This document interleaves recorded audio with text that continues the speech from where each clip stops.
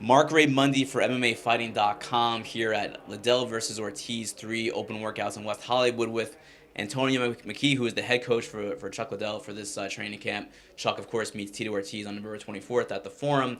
Antonio, I guess the $1,000,000 question right now that everyone wants to know is Chuck hasn't fought in 8 years. It's been a long time since we've seen him in the octagon, since we've seen him in the cage. How is he looking in training? When he first got to me, I was like, oh boy, we're in big trouble. I wasn't too sure if I was going to be able to train him. Just 8 years off, you lose a lot of reflexes 8 years. And, I know that Tito's been active in the gym and he's been training. So I was a little bit worried. So I gave myself a 2-week run. I said, you know what? Give me 2 weeks. I'll work with you for free. Let's just see how it rolls out. Let's see how we work together. There's good chemistry. And then I can see also where you're at. After about 2 weeks, I was impressed on how fast he made adjustments at being the same age as me and making those adjustments. And then he became more of like my mentor when I get ready to fight again. But the training has been no problem. I'm really ahead of the game. I do things most coaches don't even have an idea of. Usually the higher level, Olympic level athletes are training my guys the way I train. So it's been a pleasure working with him, and we've made some huge improvements in less than 6 weeks. Was there a moment, because you said you had the 2 week trial period, was there a moment that something happened, that catalyst that said, okay, now I'm good with going through the rest of this camp? Was there one moment?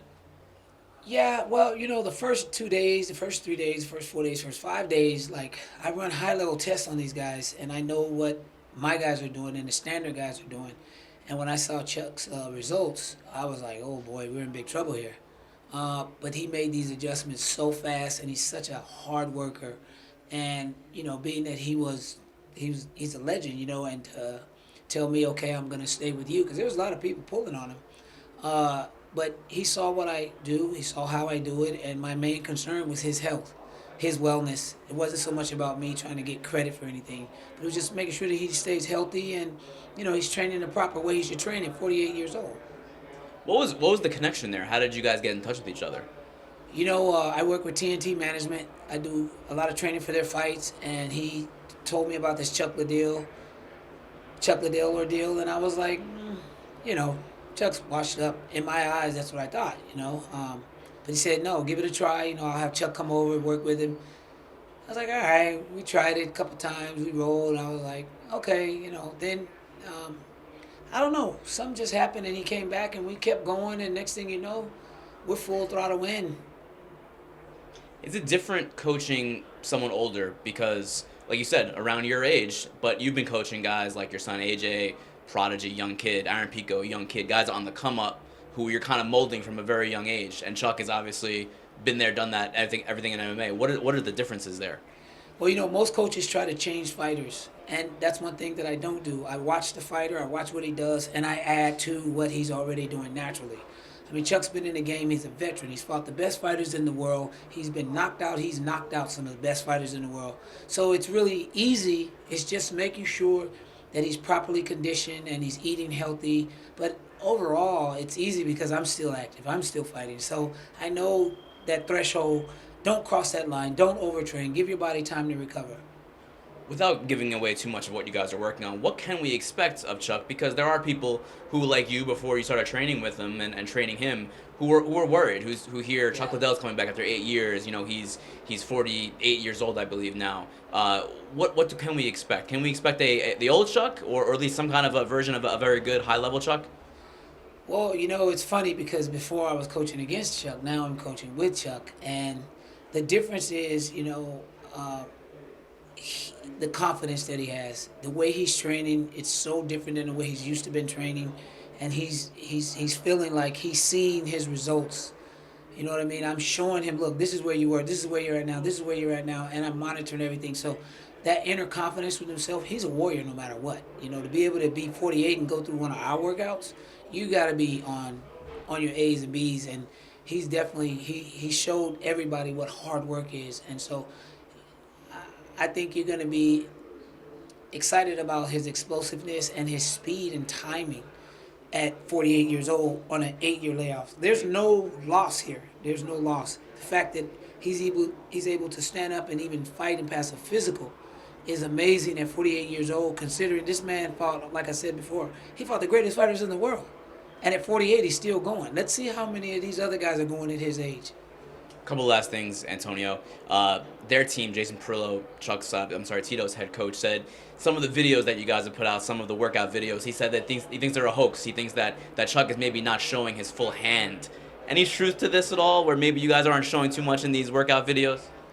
Well, curiosity killed the cat, but satisfaction brought him back. So I ain't trying to bring the cat back. You know what? What you saw is what you saw. Like I say, I go into a fight with a game plan. I don't go out to just bang out. Again, I've been at the highest level. I've trained the highest level of fighters. And you know what? When you're in a fighter's head, obviously they're watching him, which is a good thing because they're letting me know that they're watching him to make comments that they're making. We're just, we're doing what we're doing, and you'll see Saturday. Last thing, your gym, Team BodyShop, in Southern California. Why don't you guys get the kind of respect that maybe is owed to you? Some of the best young fighters in the entire world are at your gym. Some of the best fighters, period, in the world are at your gym. When is due time for Team BodyShop to get that due? We're living in the United States of America, land of immigrants. I'm an immigrant. So I personally could give a shit when they talk about me, if they talk about me. The fact that I'm putting out high-level talent, respectable names are coming to train with me in the UFC, outside of the UFC, from Risen, from Amsterdam.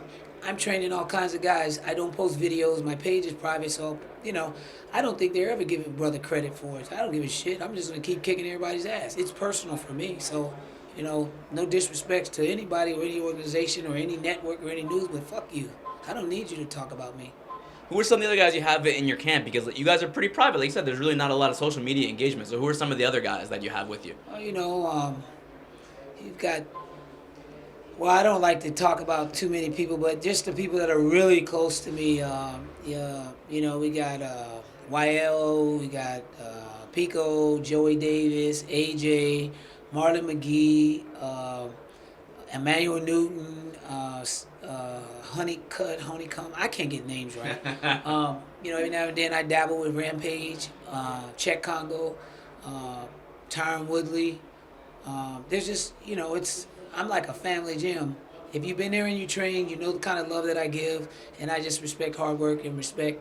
And after that, do what you want to do, So I've got like UFC guys, Ben Saunders.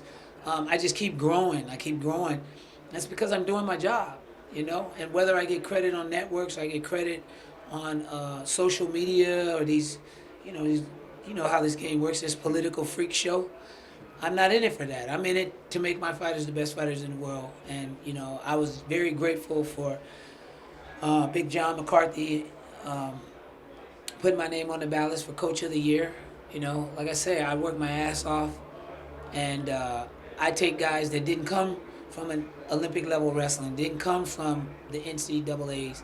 I get guys that are just regular guys that just thought they could fight, and I give them the tools that they need, and you see, we're knocking everybody out. So when you give me guys like Aaron Pico or Joey Davis, it's a walk in the park for me. Thanks so much, Antonio. I appreciate it. Good luck.